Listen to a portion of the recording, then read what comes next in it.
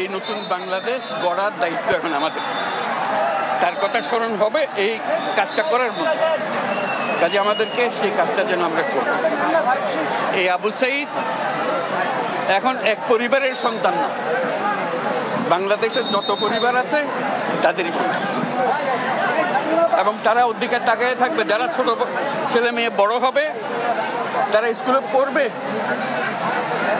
আবু সাঈদের কথা নিজে নিজে প্রস্তুতি হবে, আমিও ন্যায়ের জন্য লড়বো, আমিও ভোট পেতে দেব। সেই হলো এই আবু সাঈদ।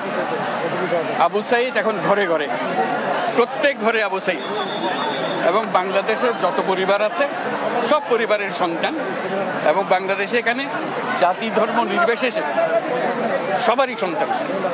এখানে হিন্দু পরিবার হোক, মুসলমান পরিবার হোক, বৌদ্ধ, এখানে হিন্দু পরিবার হোক, মুসলমান পরিবার হোক, বৌদ্ধ পরিবার হোক, সবার ঘরের সন্তান এই আবু সাঈদ। কাজেই আপনারা খেয়াল রাখবেন যে কোথাও কোনো গোলযোগ যেন না হয়, কেউ ধর্ম নিয়ে কথাবার্তা না বলে, কারণ আমরা এই মাটিরই সন্তান, সবাই আবু সাঈদ। কাজেই এদের সন্তানদের রক্ষা করা জাতি ধর্ম নির্বিশেষে, এটা আমাদের এখন কর্তব্য। আমরা যেন এটা নিশ্চিত করি, সামনে গিয়ে দাঁড়াই। আবু সাঈদ যেরকম দাঁড়িয়েছে, আমাদেরকে ওরকম দাঁড়াতে হবে, যারা পার্থক্য করে ধর্ম নির্বিশেষে সবারই সন্তান। এখানে হিন্দু পরিবার হোক, মুসলমান পরিবার হোক, বৌদ্ধ পরিবার হোক, এবং সবার মা আবু সাঈদের মা। কাজে তাকে রক্ষা করতে হবে, তাদের বোনদের রক্ষা করতে হবে, তাদের ছেলে ভাইদের রক্ষা করতে হবে, সবাই মিলে করে। এটা এক বাংলাদেশ, দুই বাংলাদেশ নেই এখানে, এটা আবু সাঈদের বাংলাদেশ।